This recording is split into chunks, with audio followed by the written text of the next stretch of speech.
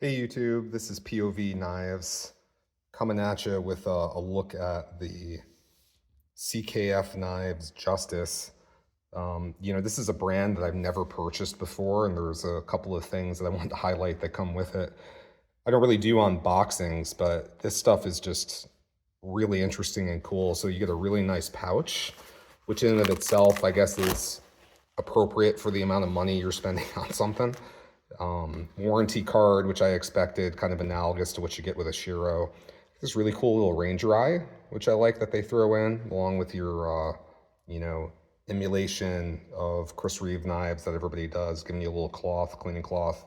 But you also get parts, which is really interesting, because part of my problem, at least, with buying Russian knives is that warranty claims can really be a bitch, to say the least.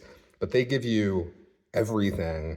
There's bearings, there's lock bar inserts, there's washers, there's another pivot. It looks like that's an extra pivot. I mean, this probably cost them a significant amount of money to include with every knife, and I just think that that's cool that they do that. So this is a brand that I really haven't looked at extensively. I've looked at the Evo a lot. For some reason, whenever it drops, I get into my cart and I'm sitting there just thinking about buying it, but I never do. I've done that for 3 or 4 drops, just seeing the knife, wanting to buy it, and just never pulling the trigger. But when this one popped up, I really got interested. So the Justice is a model that I've never seen before personally, but it's just got a really crazy amount of machining on it.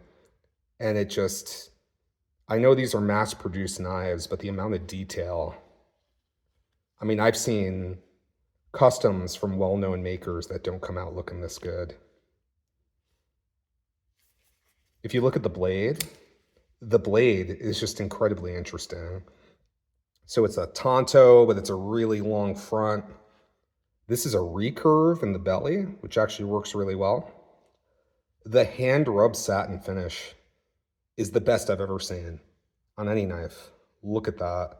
The camera really doesn't do this justice, but it's just like a faint rubbed mirror. It's just beautiful. And this harpoon, look at the complexity there. They've got this milled out area that's kind of hard to see on the camera. That's not brushed. It looks like a bead blast. But just look at that complexity.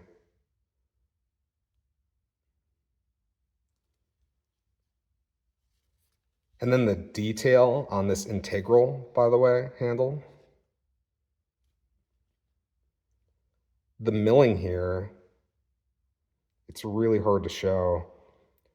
But at first I thought it was an inlay. There's just tons of depth to it.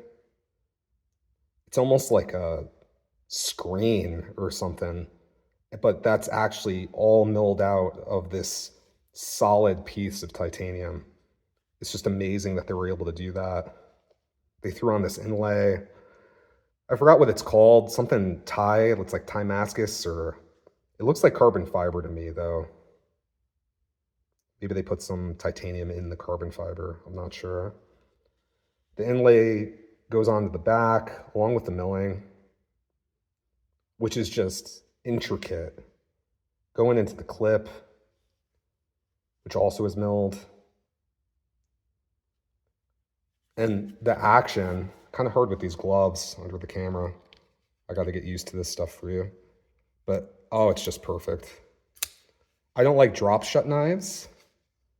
I like controlled falling knives, and this is just some of the best I've ever seen.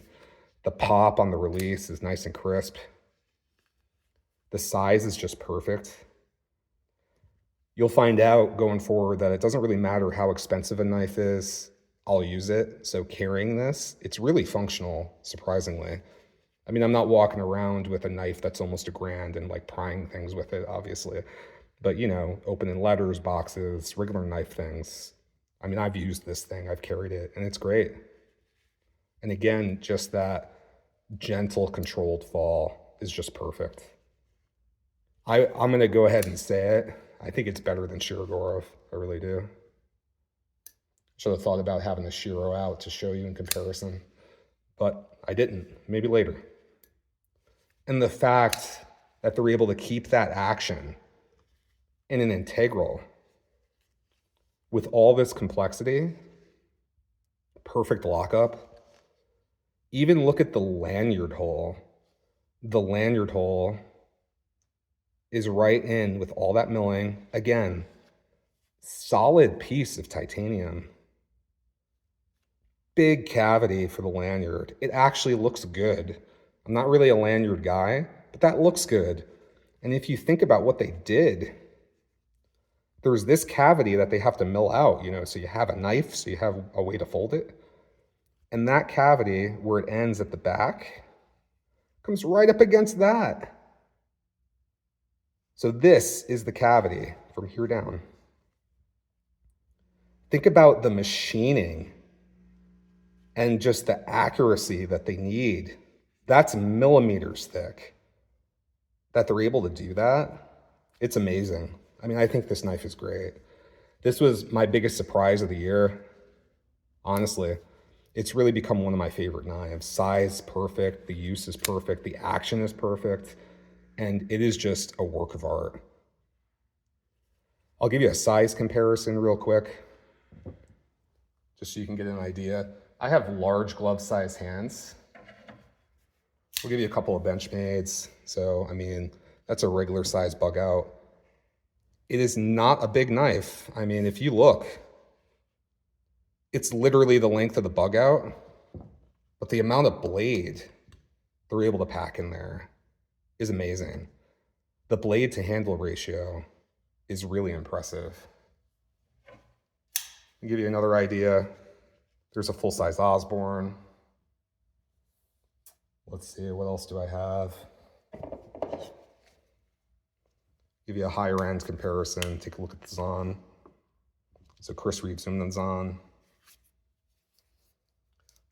I mean, this knife really came out of nowhere and surprised me.